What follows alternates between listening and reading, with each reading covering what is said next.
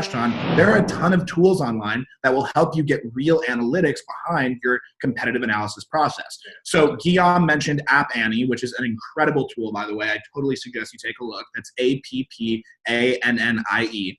In addition to that, here at CO, we use a couple others. There's a really powerful data platform called PitchBook, pitchbook.com. I suggest you take a look at that. There's another amazing web and app analytic platform called SimilarWeb.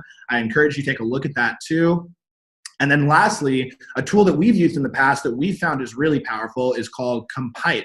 So it's KOMPYTE. And this not only allows you to analyze your competitive landscape and receive data analytics as well behind web traffic, app traffic, revenue, etc. But in addition to that, it allows you to follow your competitors and basically receive real-time notifications on major changes within their publicly facing profiles. So whether it's new followers, increased SEO rankings, et cetera, Compyte will give you live data feeds, which is incredible.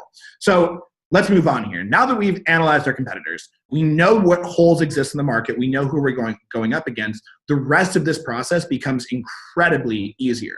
Because again, your competition indicates your marketing strategies, the language you're going to use, the features you're going to create, the size of your market, the likelihood of your ability to tackle and capture the market, and of course, your ability to ultimately generate revenue and understand how to gain traction in your audience. So on that note, now we have to think to ourselves, we know what our competition looks like. So what about the market? So first thing first, let the competition, as I mentioned, indicate your market.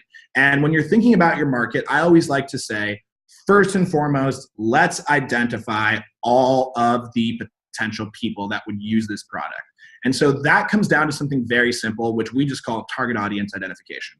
And at its core, it sounds like it's a really complicated term, but when you're in an initial idea stage, it doesn't need to be crazy specific. You don't need to be able to tell me that 25-year-old Caucasian males in Southern California will buy my product. Just give me a rough idea. So maybe say 18 to 30, and this is again, based off your competition, but you're going to say to yourself, okay, I think it's going to be 18 to 35-year-olds because that's who's purchasing my competitors' products. I think that they are going to be from, this area of the world. I think that they're going to have these personas, or I think they're going to have, these various demographic pieces of data.